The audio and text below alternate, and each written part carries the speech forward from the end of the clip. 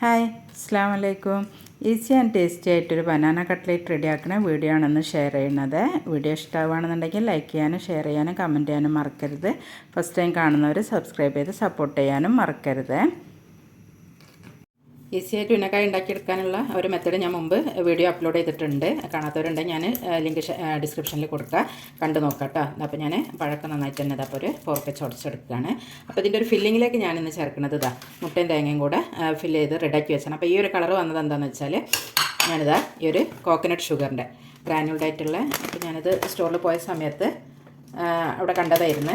Organic ആണെന്നാണ് കാണുന്നത്. ഇങ്ങനൊരു ഗ്രാനുവൽഡ് ആയിട്ടുള്ളതാണ്. അപ്പോൾ നല്ലൊരു ടേസ്റ്റും ഉണ്ട് കേട്ടോ. അപ്പോൾ ഞാനത് വേറെ ഒരു ഇതിലൊക്കെ ചേർത്ത് നോക്കിയപ്പോൾ അപ്പോൾ പിന്നെ ഉന്നക്കായ ഉണ്ടാക്കുമ്പോൾ ഇതോ ചേർത്തിട്ടൊന്ന് ആക്കി നോക്കാമെന്ന് വിചാരിച്ച് അപ്പോൾ ഇങ്ങനത്തെ ഒരു കളറിലാണ് വന്നിട്ടുള്ളത്. അപ്പോൾ ഇത് ചേർത്തിട്ടാണ് ഞാനിന്ന് ഉന്നക്കായ റെഡിയാക്കി എടുക്കുന്നത്. ഉന്നക്കായ ഉണ്ടാക്കണമെന്ന് വിചാരിച്ച് തന്നെയായിരുന്നു പഴമൊക്കെ ഉടച്ചെടുത്ത് ആക്കിയത്. അപ്പോൾ ഫില്ലിങ്ങിലൊരു മാറ്റം വരുത്തിയപ്പോൾ വിചാരിച്ചെന്നാൽ പിന്നെ ഉന്നക്കായൻ്റെ ഷേപ്പിലൊരു മാറ്റം വരുത്താൻ. അപ്പോൾ അതൊന്ന് നിങ്ങളുമായിട്ട് ഷെയർ ചെയ്യാണ്.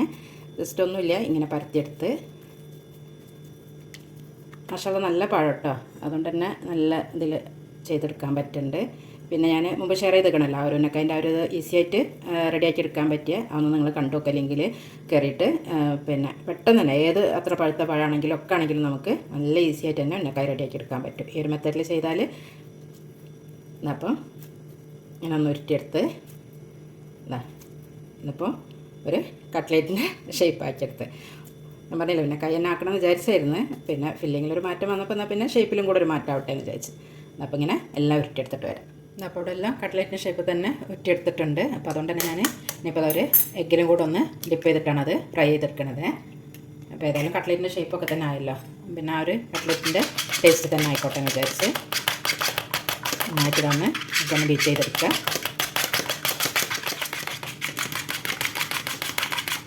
അപ്പോൾ അവിടെ ഇത് നന്നായിട്ട് തന്നെ ബീറ്റ് ചെയ്തെടുത്തിട്ടുണ്ട്. നമുക്ക് ഉണ്ടാക്കി വെച്ചിട്ടുള്ള ഓരോ കട്ട്ലേറ്റും ഇതിലൊന്ന്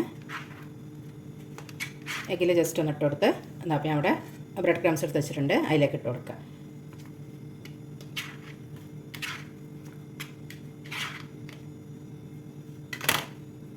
നമുക്ക് ഫുള്ള് ചെയ്തെടുത്തിട്ട് വരാം.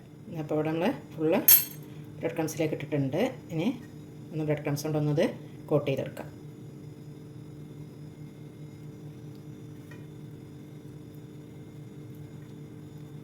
ഇങ്ങനെ ഒന്ന് ട്രൈ ചെയ്ത് നോക്കുകയാണ് എങ്ങനെ ടേസ്റ്റ് എന്താണെന്നുള്ളത്.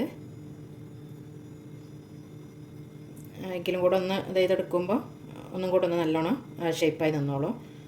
ഇനിയിപ്പോൾ ബ്രെഡ് ക്രംസിലും കൂടെ ആകുമ്പോൾ ശരിക്കും കട്ട്ലേറ്റിൻ്റെ ആ ഒരു ടെക്സ്ചർ തന്നെ വരും.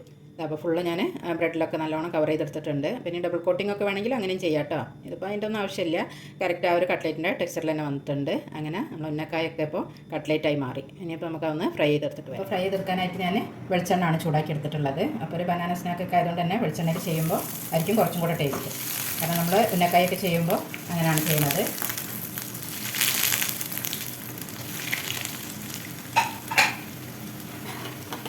വെളിച്ചെണ്ണ ചൂടായിട്ടുണ്ട് കേട്ടോ. അപ്പോൾ നല്ല ചൂടായ സമയത്ത് തന്നെ നമുക്ക് പെട്ടെന്ന് ഇങ്ങനെ ഒന്ന് ടേൺ ചെയ്തിട്ട് കൊടുക്കാം. അതായത് ഇപ്പോൾ ഒരു സൈഡൊക്കെ കളർ മാറി വന്നിട്ടുണ്ട്. നമുക്ക് ഈ ഒരു സൈഡും കൂടെ ഒന്ന് തിരിച്ചിട്ട് കൊടുക്കുക. നമുക്കത് പെട്ടെന്ന് തന്നെ പൊരിച്ച് കോരിയിടും.